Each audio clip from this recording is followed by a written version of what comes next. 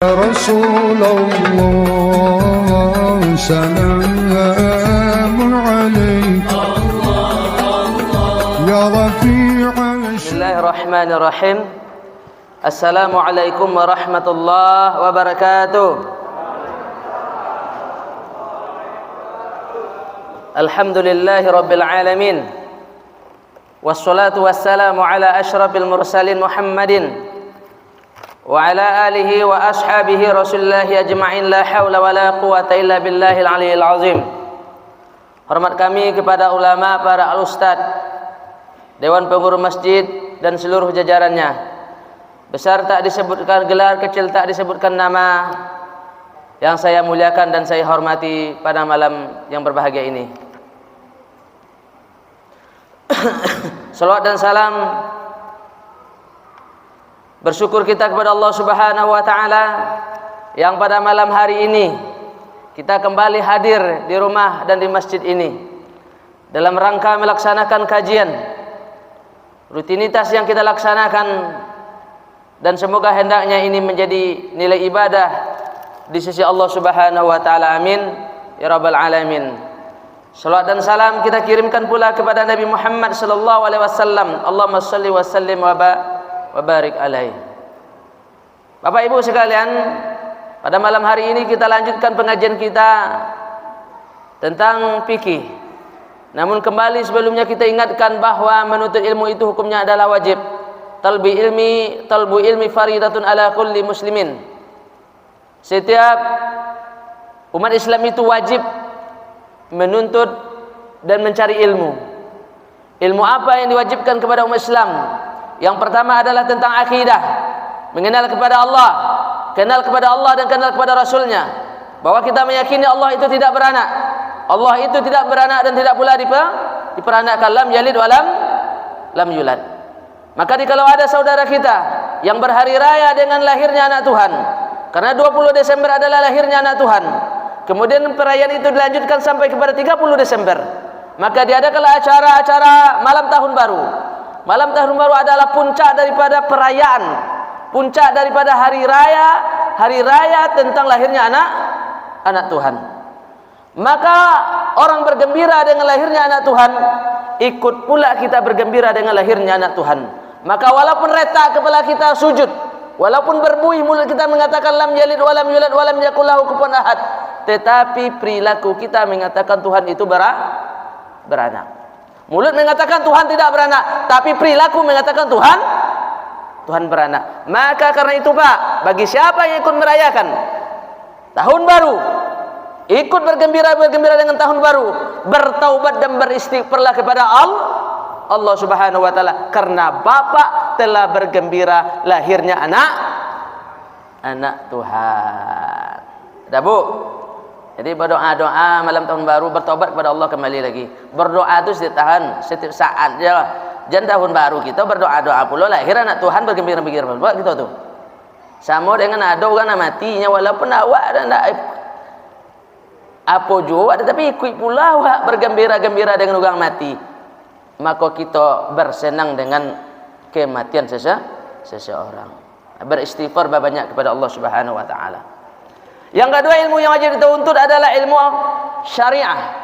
Yang ilmu syariah itu adalah ilmu mengenal Allah, ilmu menyembah Allah. Itu ilmunya ilmu syariah. Yang ilmu syariah itu terkumpul ya dalam kitab fikih yang pada malam hari ini akan kita lanjutkan. Yang ketiga adalah ilmu tentang akhlak kepada Allah, akhlak kepada Rasul, dan akhlak kepada diri kita sendiri, serta akhlak kepada manusia dan makhluk serta lingkungan yang ada sekitar kita. Maka pada malam hari ini pembahasan kita baru sampai tentang fikih, pembahasan tentang ibadah. Karena fikih bukan ibadah saja. Seluruh aktivitas kehidupan diatur oleh Allah dalam Al-Quran. Mulai daripada kita tidur sampai bangun tidur, semua aktivitas kita harus sesuai dengan Al-Quran dan Sunnah Rasulullah SAW. Maka di dalam Islam bukan saja kita belajar tentang solat, puasa, zakat dan haji, tetapi di dalam Islam juga dianjurkan belajar tentang ekonomi. belajar tentang kriminal, belajar tentang teknologi, belajar tentang ilmu laut, belajar tentang ilmu langit, ilmu perbintangan dan seluruhnya. Karena itu dianjurkan di dalam Islam. Cuma yang kita kenal baru tentang sholat, puasa, zakat dan haji. Itu baru 1/4 dari kitab fikih. Karena dalam kitab fikih dibagi kepada 4. Yang pertama tentang ibadat, yang kedua tentang munakahat, pernikahan, yang ketiga tentang muamalat, transaksi jual beli, pinjam meminjam dan sebagainya, yang keempat tentang jinayat, kriminal, hukum dan sebagainya. Kita baru selalu berbicara dan berkutat baru tentang ibadat. Begitu juga kita di sini baru kita pembahasan kita sampai ibadat, dan kita baru sampai tentang sholat. Sebelum sholat kita belajar tentang tata cara air, alat untuk bersuci. Kemudian tata cara bersuci ada 3, ada berwudu, ada tayamum, ada mandi. Kemudian kita belajar tentang tata cara sebelum melaksanakan sholat. Yang kemudian kita belajar tentang sholat. Sholat itu ada rukunnya. Kemarin kita telah belajar tentang rukun sholat dalam mazhab Syafi'i, ada 18 rukun sholat. Kemudian ada sunnah dalam sholat. Sunnah dalam persolat ada 2 perkara.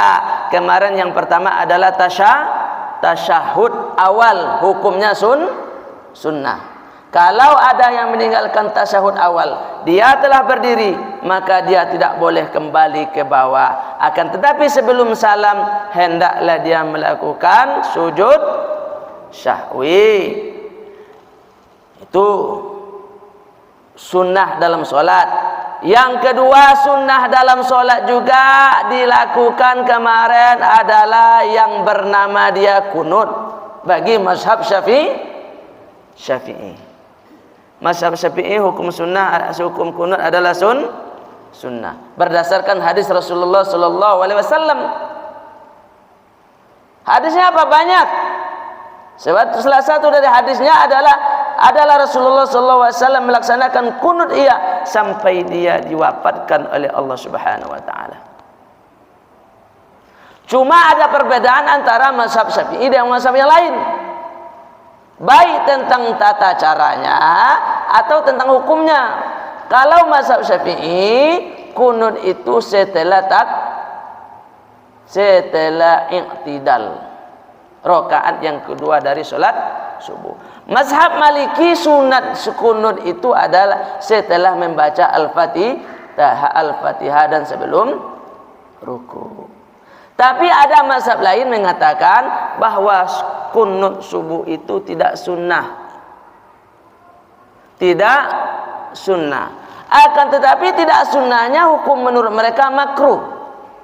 Lebih baik ditinggalkan daripada dilaksanakan. Seperti mazhab Ahmad bin Hanbal.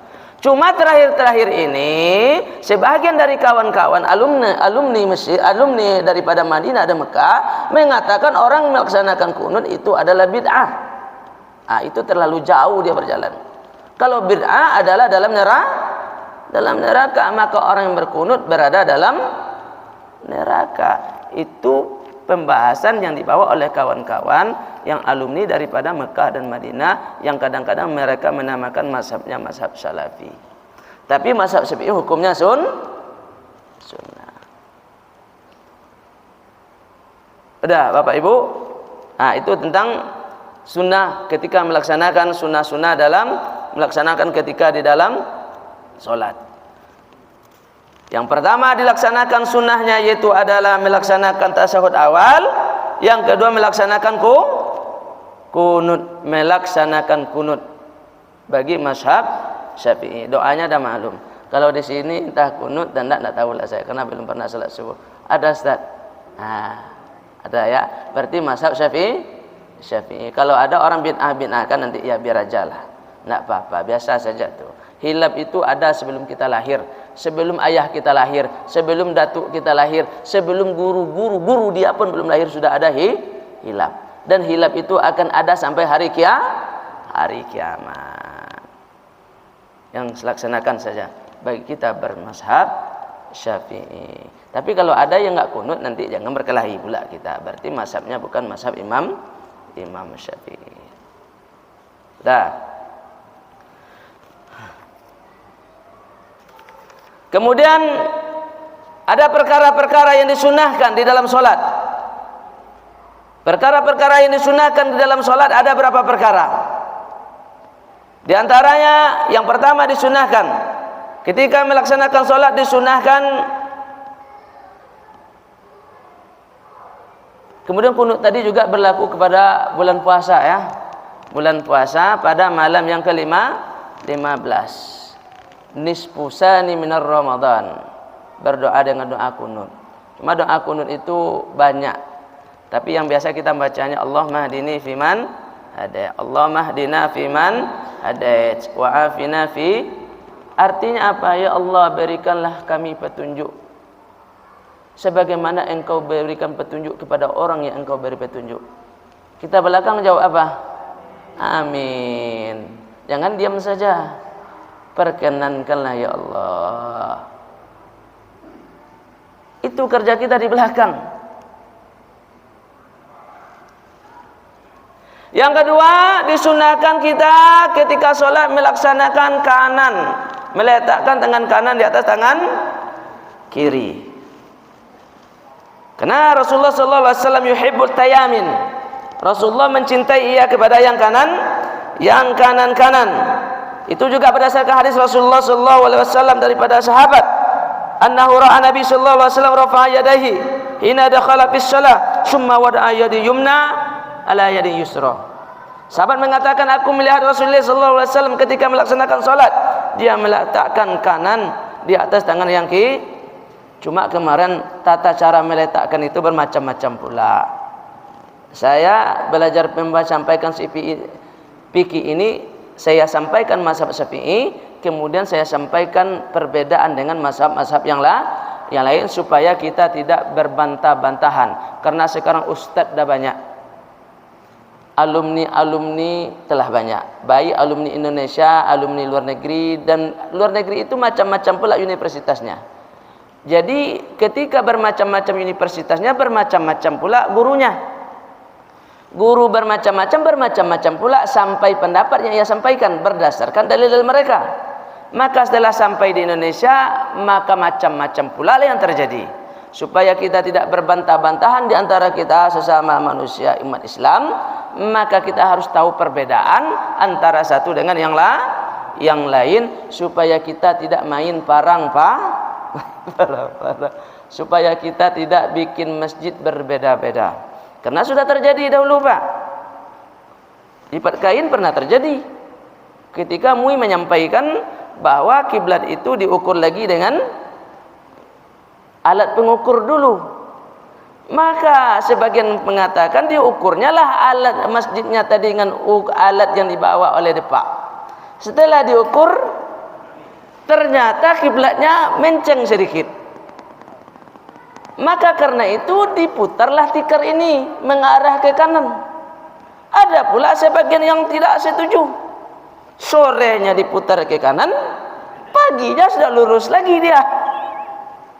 Sore besok udah berputar lagi, paginya lurus lagi. Akhirnya sampai ke kepolisian, dan itu bukan 1-2 kampung, dan saya ikut menyelesaikannya. Dan saya hampir dibawa-bawa oleh pengurus masjidnya, tapi saya tidak mau. Maka karena itu kita sampaikan mazhab yang kita pakai dan sampaikan perbedaan dengan mazhab yang lain. Maka di dalam meletakkan tangan ketika sholat dalam mazhab Syafi'i itu adalah berada di tengah hati, di atas pusat. Dah. Kalau mazhab daripada Ahmad bin Hanbal berada di atas dada. Ada bapak nengok orang seperti ini? Mazhab apa tuh? Ahmad bin Hanbal. Ada pula yang letaknya di bawah pusat. Ada bapak lihat? Masuk apa tuh? Mazhab Abu Hanifah. Ada pula yang sebelah kiri. Siapa tuh? Orang tasawuf. Kenapa sebelah kiri? karena mereka mengedepankan hati di dalam paham tasawuf adalah berada di sebelah kiri, 2 buah jari di bawah susu. Dan itulah hati, dan mereka berzikir kepada Allah. Yang berzikir itu adalah karena itulah mereka memegang supaya hati tentram, yang hati itu terletak 2 buah jari di bawah susu sebelah. Udah? Jadi kalau bertanya-bertanya nanti, maka itulah dalil-dalilnya, dan semuanya itu berdasarkan hadis Rasulullah sallallahu alaihi wasallam. Mazhab Syafi'i berada di atas pusat, dipegang. Udah? Meletakkan kanan di atas dan kiri berdasarkan hadis Rasulullah sallallahu alaihi. Yang kedua, disunnahkan membaca tawajjuh. Apa tawajjuh itu? Membaca wajjahtu wajhiya lillazi fataras samawati wal arda hanifa. Itu hadis yang berdasarkan hadis itu diriwayatkan oleh Ali bin Abi Thalib radhiyallahu anhu. Itu hadisnya. Hadis diterima dari Ali bin Abi Thalib. Itu disunahkan membaca wajjahtu. Kemudian disunahkan juga membaca, setelah itu membaca isti'azah. Apa isti'azah? A'udzubillah. Bukan isti'adah. Mesunahkan kita membaca isti'azah sebelum membaca Al-Fatihah. Sebelum membaca bismillah itu Al-Fatihah itu Pak dibaca isti'azah. Berdasarkan firman Allah Subhanahu wa taala, "Fa iza qara'tal Qur'an fasta'iz billahi minasyaitonir rajim." Fa iza qara'tal Qur'an fasta'iz billahi minasyaitonir. Apabila kalian membaca Al-Qur'an, maka berlindunglah dari dengan membaca a'udzubillahi minasyaitonir. Tapi disirkan, jangan dijaharkan. Nanti udah baca pula nanti a'udzubillah ketika salat Isya, enggak, disirkan. A'udzubillahi minasyaitonir rajim. Bismillahirrahmanirrahim. Membaca a'udzubillah. Dalilnya adalah firman Allah, fa iza qara'tal Qur'an fasta'iz billahi minasyaitonir rajim. Itu dalilnya. Kemudian disunahkan melaksanakan sholat itu jahar pada waktu jahar. Sholat jahar 3 saja. Maghrib, Isya, subuh. Disunnahkan baca jahar. Selain daripada itu, maka tidak boleh dijaharkan, yaitu sholat zuhur dan sholat asyar. Kemudian disunahkan takbir. Takbir itu membaca Allahu Akbar. Ketika kita melaksanakan sholat, ketika bangkit dan ketika melaksanakan ruku, disunahkan membaca takbir. Kemudian disunahkan membaca sami Allahu liman. Kalau ada nanti orang membaca dia ketika sami Allahu liman hamidah, dibacanya Allahu Akbar, solatnya tidak batal. Jadi ketika ruku dia Allahu Akbar, aja marah-marah pula lagi Pak ya. Hukumnya sami Allahu liman hamidah, hukumnya sunnah. Karena asbabun nuzulnya, asbabul urutnya dulu, sebelum sami Allah itu Rasulullah itu tetap membaca Allahu Akbar. Ternyata seorang sahabat terlambat dia waktu itu melaksanakan sholat. Maka dia cepat-cepat sholat. Akhirnya dia mendapatkan Rasulullah masih dalam sholat berjamaah. Maka alhamdulillah saya masih sempat sholat berjamaah. Didengar oleh Rasulullah, maka dijawablah oleh sami Allahu liman, mendengar oleh Allah orang yang memuji Itu sebabnya, sebab urutnya Rasulullah mengatakan sami Allahu liman hamid. Karena ada orang yang memuji ketika dia terlambat melaksanakan solat, akan tetapi dia masih bisa melaksanakan solat berjamaah bersama Rasul, maka dibacalah sami Allahu liman hamidah, dibaca. Kemudian disunahkan lagi membaca amin. Pokoknya baca amin sunnah. Cuma amin tuh tolonglah benarkan sedikit. Kadang-kadang kawan tuh bukan amin dibaca, amin.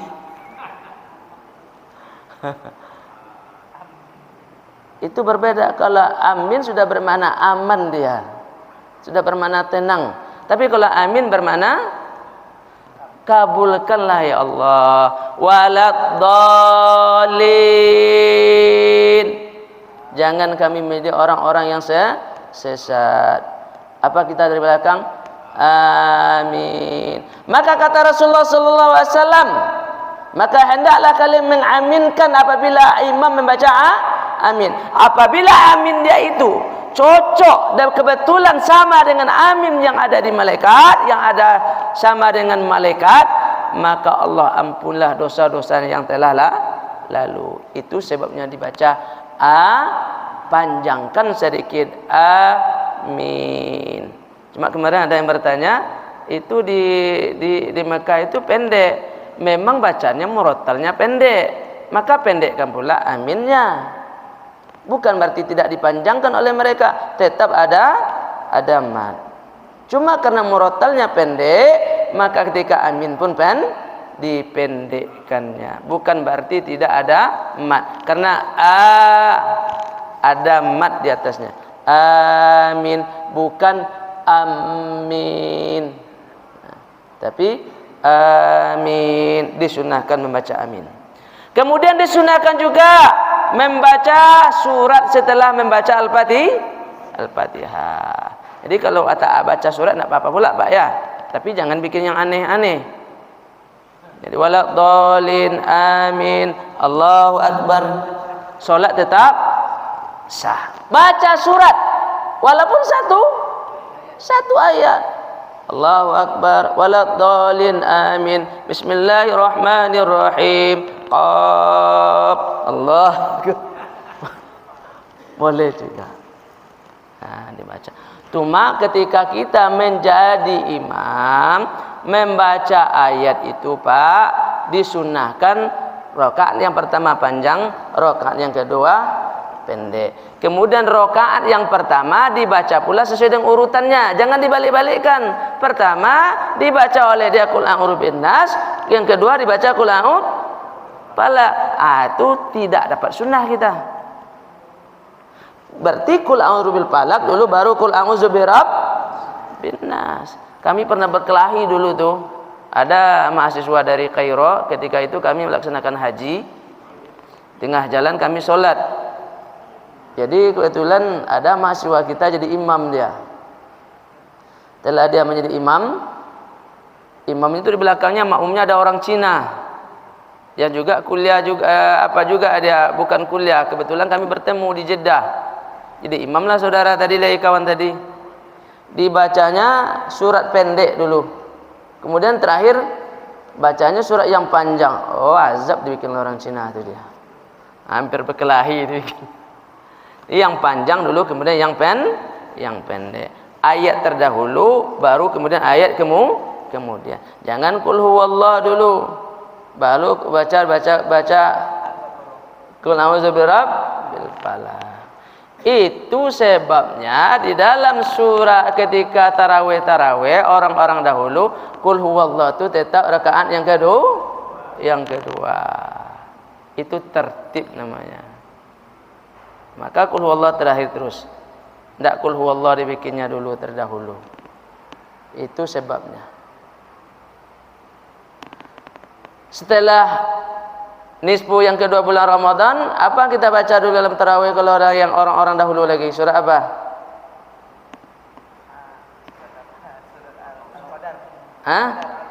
Al-Qadar dulu. Setelah itu berapa? Al-Qadar dulu atau Al-Takasur? itu udah salah tertib. Al-qadar dulu kan? Tertibnya al-qadar, al-qadar dulu baru at-takasur. Al-qadar dulu baru at-takasur. Kalau enggak, tentu at-takasur dulu dibikin, baru al-qadar. Karena mentertibkan tadilah, maka al-qadar dulu. Kalau lihat bulan malam pertama, malam kedua, malam ketiga, at-takasur baru kul wallah, supaya tertib. Tetapi nisfu yang kedua, maka dibaca dulu, bukan at-takasur dulu, al-qadar. Al-qadar dulu atau takasur? Biasanya kalau kita di sini al-qadar dulu kan, supaya tertib. Baik, kita lanjutkan. Disunahkan. Tadi disunahkan kita untuk membaca surat setelah membaca Al-Fatihah. Kemudian disunahkan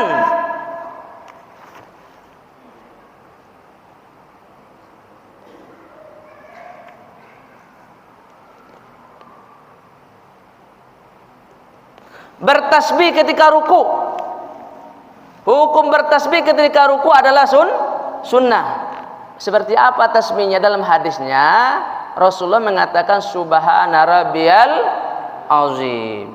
Tetapi sebagian ulama lain menambahkan, karena dihubungkan dengan hadis yang lain, ditambah oleh dia subhana rabbiyal azim wa bihamdi. Tapi kalau kita baca subhana rabbil azim, telah selesai. Subhana rabbil azim itu hadisnya. Itu hadisnya membacakan subhana rabbil azim. Ketika sujud membaca subhana rabbiyal a'la, hukumnya sunnah. Hukumnya adalah sunnah. Kemudian disunahkan lagi ketika duduk terakhir meletakkan tangan kanan di atas paha. Tahiyatul, tangan kanan di atas paha, tangan kiri di atas paha kiri, kemudian menggenggam tangan seolah-olah menjadi angka 35. Genggamnya kayak gini, Pak, bukan kayak gini. Seperti ini seolah-olah angka 35 Arab. 35 Arab. Ini tiganya, ini nolnya, ini angka 3 Arab, ini angka 5 jadi angka 35. Seperti ini, menggenggam seluruh jarinya kecuali jari telunjuk untuk digerakkan ketika membaca tasyahud. Cuma caranya berbeda. Ada yang menggerakkannya bergerak terus. Ini mazhab Ahmad bin Hanbal.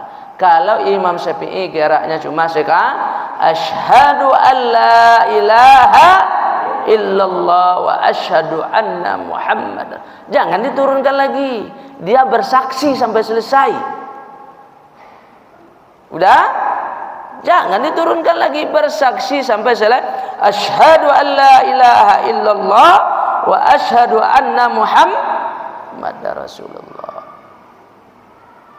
Bersaksi dia. Jadi kalau ada orang meninggal seperti ini, dia berarti sedang bersaksi lah dia, bahwa Allah itu satu. Digerakkan ketika bertasyahud.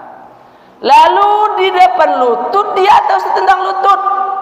Setentang lutut dia. Asyhadu alla, sebab tentang ini jarinya jangan diginikan pula gini, seperti ini. Saya tentang lutut. Kalau gini nanti ini julurkan juga jadinya ke sini. Di sini dah. Asyhadu alla ilaha illallah wa asyhadu anna. Bedakan Pak ya. Ini saya sampaikan juga. Tasahud itu asyhadu an la ilaha illallah wa, jangan tinggalkan wa-nya, wa asyhadu anna. Beda dengan azan atau iqamah. Kalau iqamah jangan pakai wa. Nah, ini terbalik, kadang-kadang saya nengoknya ini terbalik dibikinnya. Allahu akbar, asyhadu an la ilaha illallah. Nggak pakai wah lagi doh. Itulah masalahnya. Tidak pakai wah. Kenapa gitu Ustaz? Seperti itu dibikin oleh Rasulullah dan sahabat. Lalu kita bikin yang baru-baru. Itu yang namanya bid'ah. Allahu Akbar, Allahu Akbar. Asyhadu an la ilaha illallah. Asyhadu anna Muhammadar Rasulullah. Jangan pakai wah. Kalau dalam sholat pakai wah. Sallu kama ra'aitumuni usolli. Sholatlah kalian sebagaimana aku sholat, kata Rasulullah. Tentu kita nak nampak Rasulullah itu sholat. Lalu apa yang kita nampakkan? Hadis-hadis yang disampaikan oleh para sahabat, memberikan contoh ia kepada tabi', tabi' memberikan contoh pada tabi'in, tabi'in memberikan contoh kepada ulama-ulama, ulama-ulama menyampaikan kepada ustaz, ustaz menyampaikan kepada penceramah-penceramah. Maka kita melihatlah tata cara bagaimana Rasul itu sholat dan bagaimana dia azan. Ketika sholat dia membaca asyhadu an la ilaha illallah wa asyhadu anna Muhammadar Rasulullah. Ketika iqamah asyhadu an la ilaha illallah asyhadu anna Muhammadar Rasulullah. Udah Pak? Karena itu ada di masjid-masjid itu pakai wa dia. Dan itu yang diajar-ajarkan oleh kepada anak kecil. Itu yang capek saya ngajarnya di pesantren itu. Santri saya pakai wa juga dia. Asyhadu an la ilaha illallah wa asyhadu Allah. Banyak yang salah tuh. Azan pun banyak juga yang salah. Allahu Akbar Allah. Bukan Allahu Akbar Allahu Akbar Ru. Bapak dengar aja lah masjid-masjid. Rata-rata ro sama dia. Bukan ro tapi ru. Allahu Akbar Allahu Akbar. Kawan enggak? Allahu Akbar Allah. Nah, malu kita dibikinnya tuh. Ru, bukan ro. Nah, ini paling ingatkan, ini udah ngaji kita di sini nih. Kalau nak percaya besok Bapak dengarkan aja lah masih majlis sekitar sini. Ro dibacanya atau ru? Banyakkan ro. Karena ru itu harus ru. Karena dalam tata bahasanya itu jadi hobar dia. Hobar itu baris akhirnya harus berbaris doma, nggak boleh berbaris patah. Udah Pak? Nah, itu kita ngaji. Itu nak disampaikan dalam ceramah-ceramah. Kalau ceramah kalau bikin keras-keras kayak itu besok nak diundang lagi, nak dapat amplop lagi. Itu namanya pengajian. Itu makanya mengaji kita, bukan sekedar ceramah saja. Udah azan orang? Udah azan Ustaz? Tolong dikode. Jangan dah pakai tiap ulai ya nanti. 3 minit.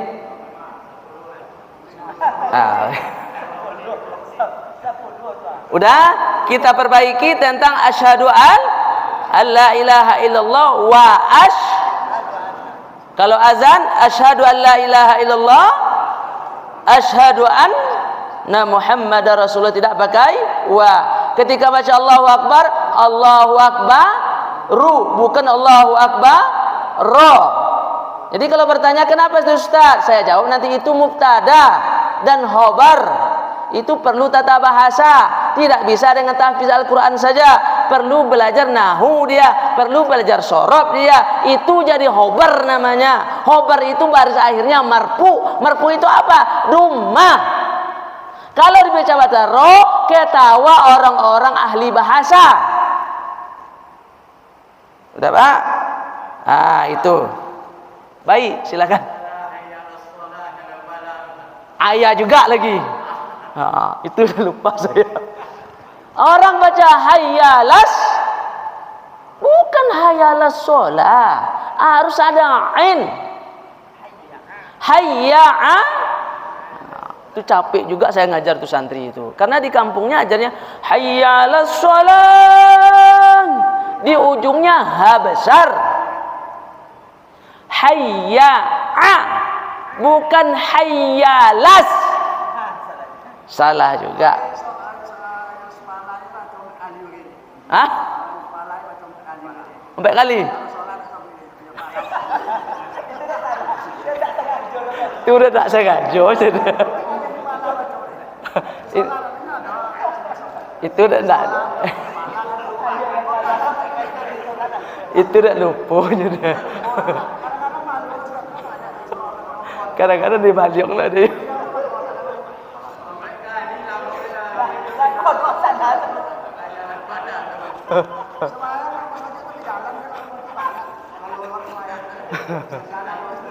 Tapi kalau sedang menyebut modal tu jangan ditegang senang tu lah lah sudah azan kau dah ringan. Iya. Iya, lah sudah azan ingin. Ada apa? Hayya alas, bukan hayya las. Bukan hayya las. Hayya alal falah. Ha pedas di ujungnya. Hayya alas shalah. Ha besar di ujungnya. Tapi yang jadi masalah, saya dengar yang sering salah tuh n-nya ditinggalkan. Hayya alas shalah. Itu jelas salah tuh. Harus ada in. Kenapa pakai in? Seperti itu diajarkan oleh Rasulullah. Di dalam tata bahasanya itu harus ada a. A itu namanya huruf hopat. Kalau tinggal a-nya enggak punya arti dia lagi. Saya ke pasar. Bakunya saya pergi ke pasar. Saya nasi. Nasi apa? Saya makan. Kini ditinggalkan makannya. Saya nasi. Saya nasi gimana? Saya makan. Itulah kalau ditinggalkan ainnya, Pak. Tidak berarti dia lagi, tidak sempurna artinya. Udah. Itu tentang cara azan. Habis tentang sunat solat. Besok lagi sampai kita pembahasan tentang solat berjamaah, membatalkan solat. Besok kita sampai kepada membatalkan solat. Sampai di sini ada yang bertanya? Boleh silakan Ustaz.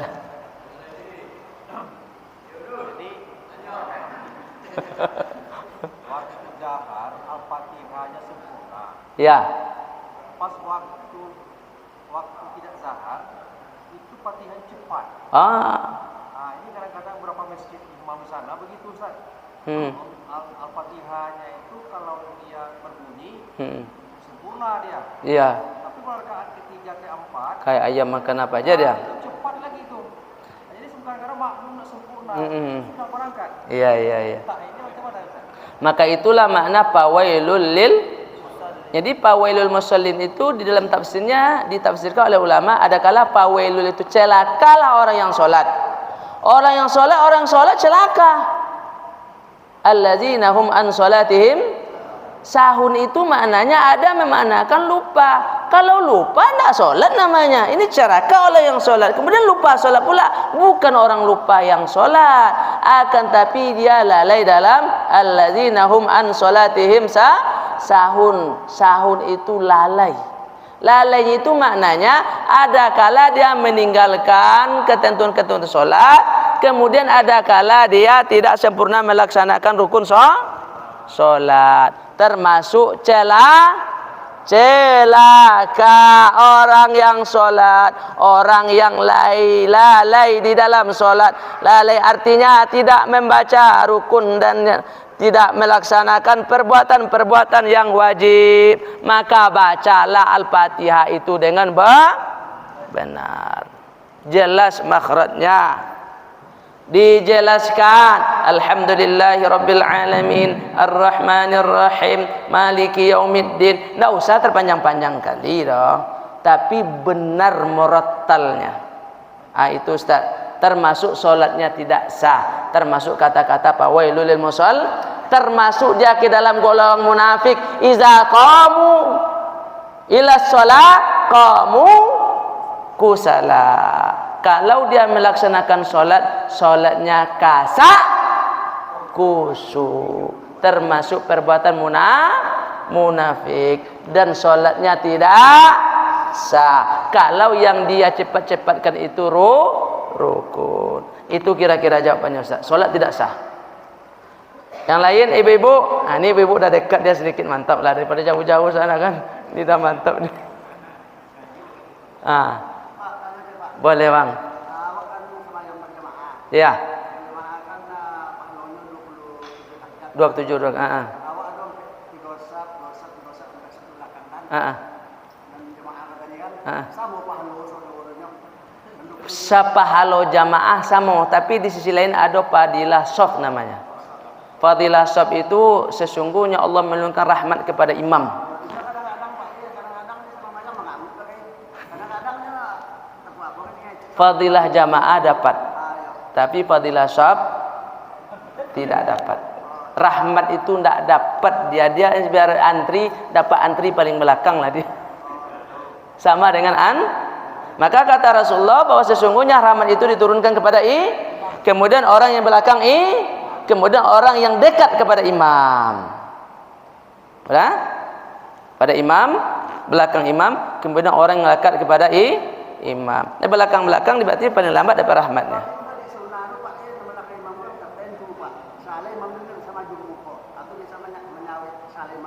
Itu sunnah.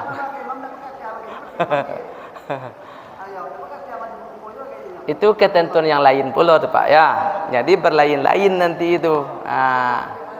Disunahkan pula di belakang imam itu orang yang sebetulnya itu juga imam disunahkan menjadi imam yang pertama orang tua. Ya, tapi orang tua yang mana? Orang tua yang pamannya 2 alim, 2 orang ini sama alimnya. 1 muda, 1 tua. Mana yang dulu kan? Jangan mentang-mentang tua dia pula depan. Ini saya tua nih. Bukan tuanya seperti itu. 2 ini sama-sama 1 muda 1 tua. Mana depan kan? Yang tua. Udah? Seperti itu deh bang. Jadi yang abang bilang tadi disunahkan, ada yang hafal Quran, ada yang tidak. Disunahkan yang hafal Quran itu di belakang dia.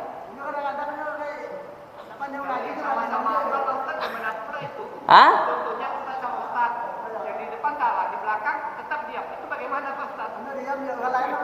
Dia salah, belakang tak diam, batal solatnya.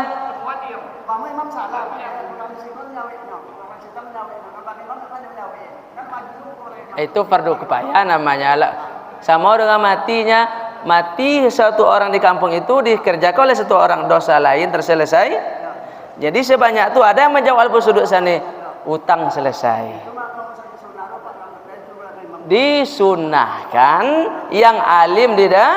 Tapi kalaupun dia tidak alim, solat tetap sah. Tapi disunahkan yang lebih alim untuk belakang imam. Maka di belakang sudas itu tetap saja orang hafal Al-Quran tuh Pak.